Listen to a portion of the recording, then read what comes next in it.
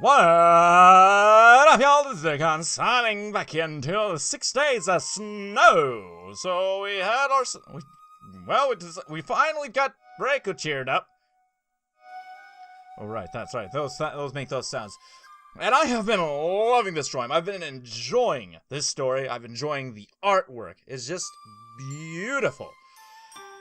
I'm just getting this strange vibe that the guy we're playing, the writer, or not really an old man, a middle-aged man, is starting to get starting to hit on her. That's kind of how I'm starting to feel. Now, if my hunch is correct, someone shoot me. Okay, fortunately, Reiko didn't seem to mind my impertinence. Golly, I hate English. I hate English so much. She was a lot more at her ease than she had been earlier. Maybe it was because we were outside and the cool breeze had helped clear her head, which does that for a lot of people. Mother would never relocate. It wouldn't happen, she said firmly. Is it because of sentimental reasons? She must have loved your father a lot. I mean, yeah, like, what? Maybe, I don't know. Raikopon, I don't know about that. Father died when I was very young. I don't remember much about him. Oh. Well, that makes a lot of sense. Okay, Reiko didn't seem too upset as she relayed these facts. She presented the information quite a distant manner, like a butcher might procure a joint of meat.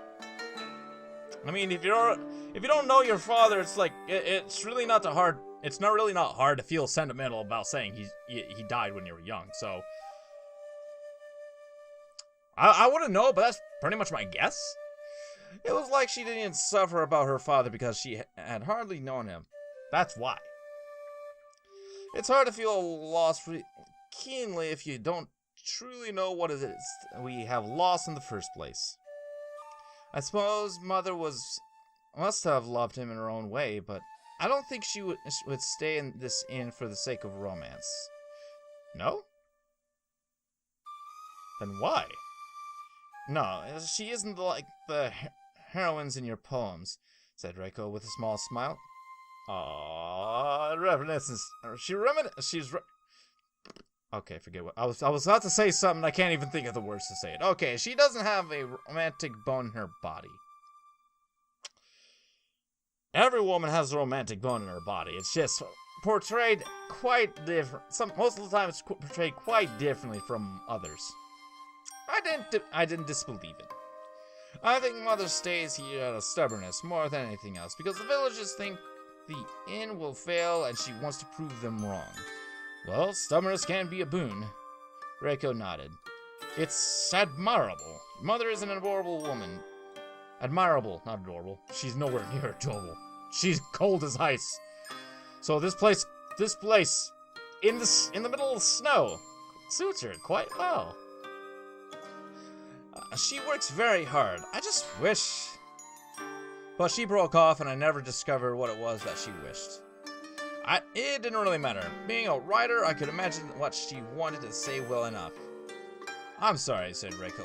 She listened to me prattling on about these things. I'm sure you're very busy. I'm not busy. I was just going to go for a walk. Oh, Reiko's eyes lit up. Are you trying to get inspiration for a new poem? Something like that, I said. Can you recommend any particularly good places? I went for a walk yesterday, but I didn't know where to go. I just ended up wandering. Wandering can be fun too. There's a lot to see out of here. It's mostly snow and hills, of course. But it's very pretty.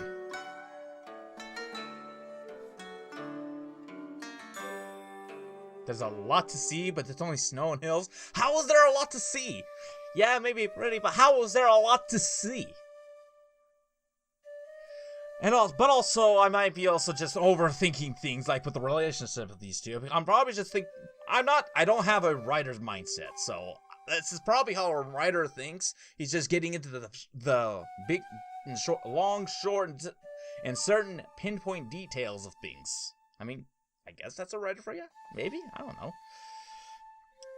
It is, but I imagine one gets bored of these sights quite quickly. After all these years, maybe. Reiko conceded with a small smile, but you've only lived here for 2 days. You have no right to act jaded just yet. Act jaded? Okay. I laughed as Reiko admonished me, waving one finger like a nagging housewife. Jeez. At least this was how I imagined a nagging housewife might act, because Sachiko had never nagged me once in her whole life.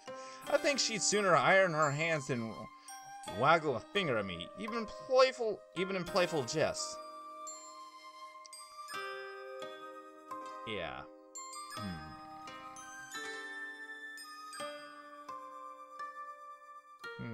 Yeah. I don't want to get back onto that subject now.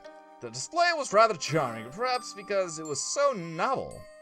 Alright, you make a good point. I'm not jaded about the scenery, really. I should hope not. Being a writer, you should take more pleasure in all this snow and the most. I do indeed, but I won't be staying here very long. As such, I want to know about the best sights. I'm a paying customer, and you shouldn't keep them to yourself. Oh, okay, said Reiko, drawing out her syllables. Thank you for using your status against me. I know where I stand now.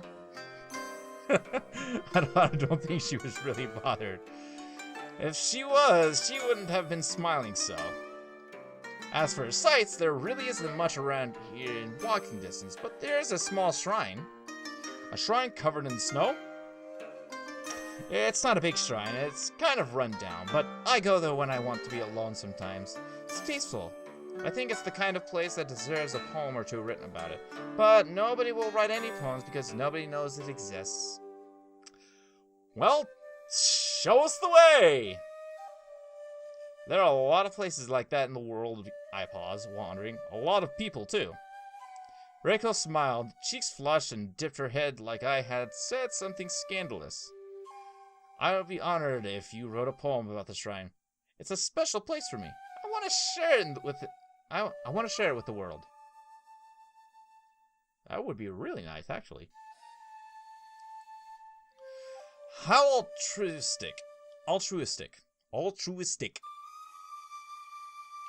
I can English.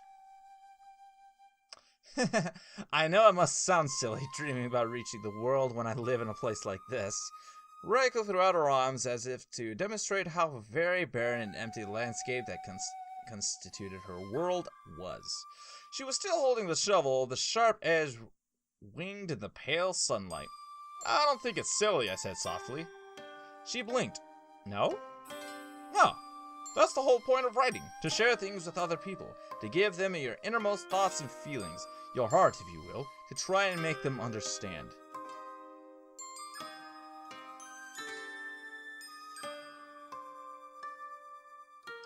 These are the kind of statements that kind of get me thinking, like, there's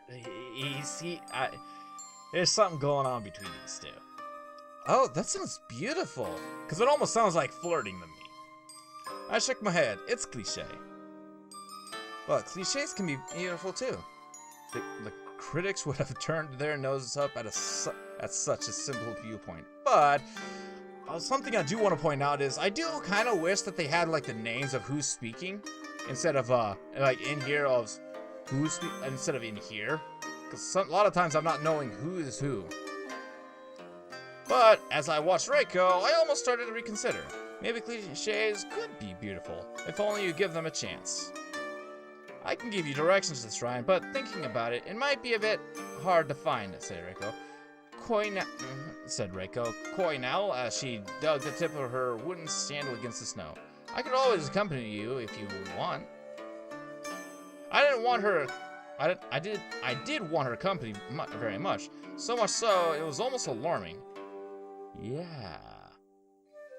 Alarms, guys! Alarms! Alarms going off!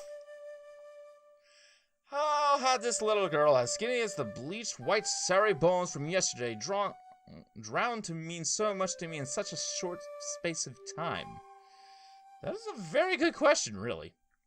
But she had. I had dreamt of her at night and had been thinking of her all day. Though I try to wipe out the snow and the stillness and purity of innocence of it all, my pen invariably started composing odes to Reiko. But despite my emotions waging war inside my breast, I tried to act cool, aided perhaps by the frosty weather. Are you sure that's alright? Shouldn't you be shoveling? Oh, I already finished, Reiko reassured me. But what about your mother? Won't she mind? She probably will mind, but she minds about everything. Besides, this is all part of the job.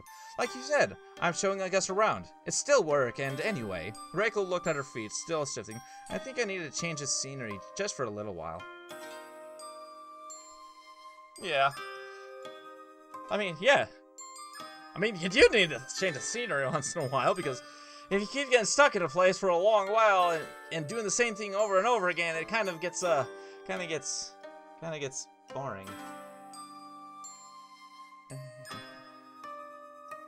No, I'm still having fun, guys. I'm still having fun. Don't worry about me. Don't you worry about me. Edgy. Reiko lifted her head. Her eyes were big and round and imploring, like bottomless pits. Please, take me far, far away from you, so far I never have to look back. Her words were a breathless, desperate plea. If I could have granted her wish, I would have done so in a heartbeat.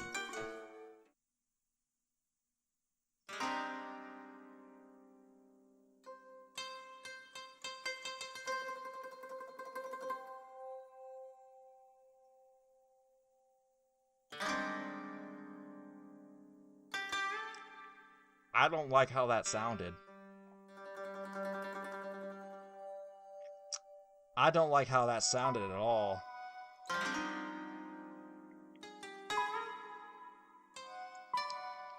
But I'm actually gonna go ahead and end it here, guys, okay? Ha ha ha ha. That last phrase was, yeah.